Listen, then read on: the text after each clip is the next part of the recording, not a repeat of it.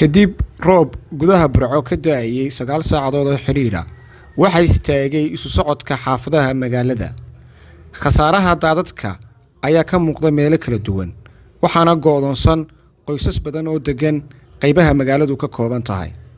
Odaygan iyo qoyskiisu waxay ku waabaristeen biyo bad ah oo baaxad weyn kuwaas oo gudaha u galay hoygii ay deganaayeen oo iminka biyuhu korkiisa ka muuqda.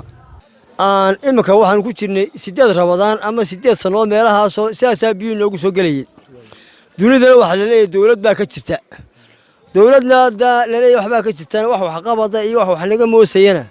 Maanu aragno deberi baan mar yara aragno mid 3 lool noo dhiga.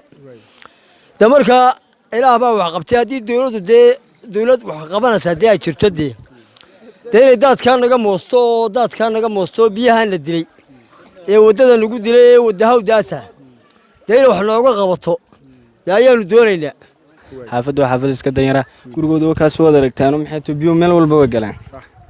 marka xaafadan waxa aan leenahay in demograansa dadka dawladda u sheegayna in xaafadan wax lala qabto oo maxay dadku soo caawiyaan. Masaajidkan waxa lagu magacaabaa Al-Ihsaan laguma tukan salaadaha kala duwan waxaana biyuhu galeen gudihiisa iyagoo khasaare inta ka weyn gaarsiiyay xaafadaha ku agdhow masaajidkaas.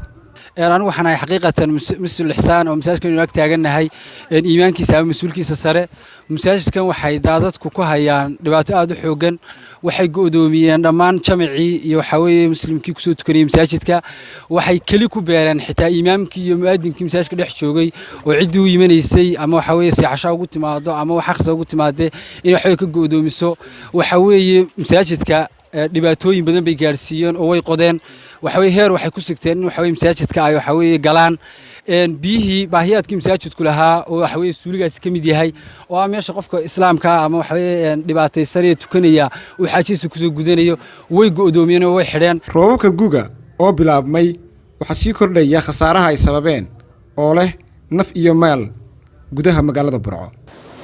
Saad aragtaan halka idin muuqata waa burburka ku yimi bridge-kii weynaa ee isku xidhi jiray xaafadaha dhuurta iyo caqaayadda ee magaalada Burco. Fatahaadahani ayaa laga dareemayaa gudaha magaalada Burco iyagoona sabab u ah mooskii weynaa ee magaalada oo jabay.